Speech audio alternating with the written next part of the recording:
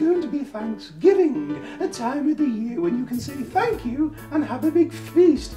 Well, darlings, I've had some massages via emailograms asking, how do I cook my bird? Well, it's exciting, darlings, because today I'm going to be cooking a big bird. As you can see here, I've got a 180-pound bird steady on there, and I've defrosted this nicely. Now, I want to tell you the first tip.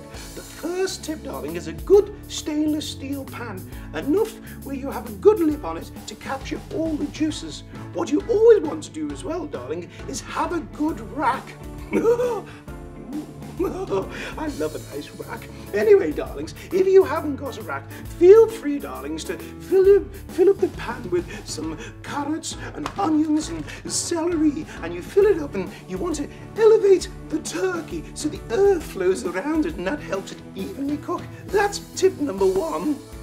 Darlings, when it comes to stuffing, Ruby always plays it safe. I make my stuffing separately, just in case for bacteria. You've always got to be careful. There's nothing worse than an uncooked stuffing. You won't be spending the rest of the evening with your family. You'll be alone in another room. So what's important, darling, is still to add lots of flavour. I take some citrus and some herbs. Take a handful of herbs. We've got some rosemary, celery and sage, and stick it in the cavity. Oh, 1 second, darling. Always make sure you remove the giblets, darling. So I'm going to take some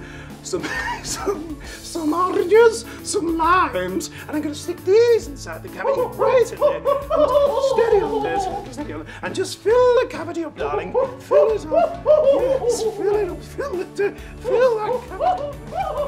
Sure. And some more herbs in there.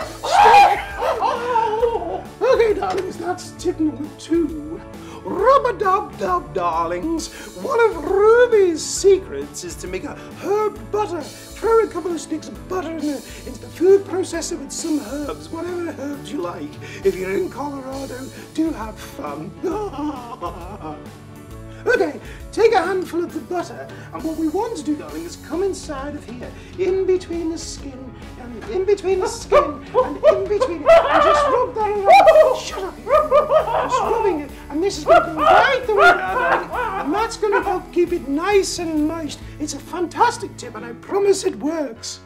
Now, that's tip number 3. Next, darling, what you want to do is brush your bird all over with oil. Brush it all over every crevice and every nook. Brushing the bird with oil. Make sure it's nicely, and this is going to help it brown lovely. La la la. Nicely brown. What you want to do, darlings, is pop this in the oven at 325. Pop it in the oven. Pop it in the oven at 325. Let this cook for 20 minutes per pound. This is about 180 pounds, so it'll be ready in 6 days. It'll be ready. When it comes out the oven, darlings, it's always important to check that it's cooled. I like to use an instant read thermometer. Find the widest part of the bird and prod it right the way in there to make sure it's this. Prod it right the way in there. Yes, that looks good on that side. And let's just check on this side here, right in here. Check that. Check it.